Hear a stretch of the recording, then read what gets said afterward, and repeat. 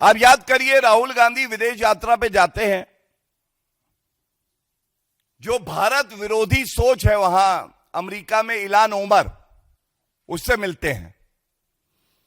Ilhan Omar कहती हैं भारत में लोकतंत्र नहीं है। यही बात ये 2 कौड़ी की रिपोर्ट कह रही थी, यही बात राहुल गांधी भी कह रहे हैं। राहुल गांधी अपने विदेश दौरे पे कहते हैं अमेरिका को, ब्रिटेन को और यूरोप के जो देश हैं उन्हें भारत के अंदरूनी मामले में हस्तक्षेप करना चाहिए। और क्योंकि यह रिपोर्ट कहती है कि भारत में अल्पसंख्यक, माइनॉरिटीज आर बीइंग टारगेटेड, अल्पसंख्यकों को प्रताड़ित किया जा रहा है, तो आप सोचिए राहुल की विदेश यात्रा, विदेशी भूमि पे कहना, और हमारे बगल में हमारे सिख भाई बैठे हैं और आप इनसे पूछिए भारत से बेहतर कोई धरती पूरे विश्व में नहीं है। राहुल गांधी कहते हैं कि भारत में जो सिख हैं वो पगड़ी नहीं पहन सकते हैं, वो कड़ा नहीं पहन सकते हैं। कड़ा तो पहना है, इधर भी पहना है। अब आप मुझे ये बताइए, जो सोच, जो विषैली सोच जिसके बीज राहुल गांधी ने विदेशी भूमि पर डाले, वही रिपोर्ट अब सामने आ रही है। मैं आपको दिखाता हूं, ये कांग्रेस पार्टी का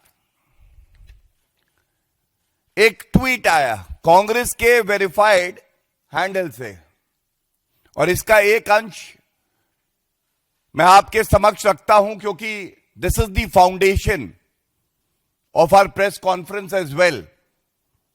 An opposition party is hell-bent in defaming India. Rahul Gandhi is hell-bent in siding with anti-India forces. इसमें इन्होंने लिखा, This recommendation was made to the Donald Trump administration by the USCIRF, an official US government body. Now, my first question to Mr. Rahul Gandhi would be, what is it that you are relying on?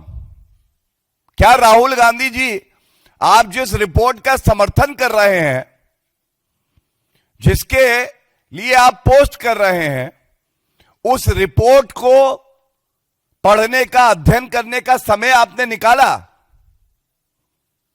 अब परिपक्व होना एक बात है, लेकिन भारत विरोधी हो जाना, और वो भी नेता प्रतिपक्ष का, यह चिंता का विषय है। Why is Rahul Gandhi endorsing this report? और जो चीजें मैं आपके समक्ष में रखूंगा, यह चिंताजनक है। ये उस रिपोर्ट की रिकमेंडेशंस है मेरे हाथ में। राहुल गांधी कभी इतना अध्ययन नहीं करते, हम लोग तो अध्ययन करके पढ़ के आते हैं और प्रमाण के साथ अपनी बात रखते हैं।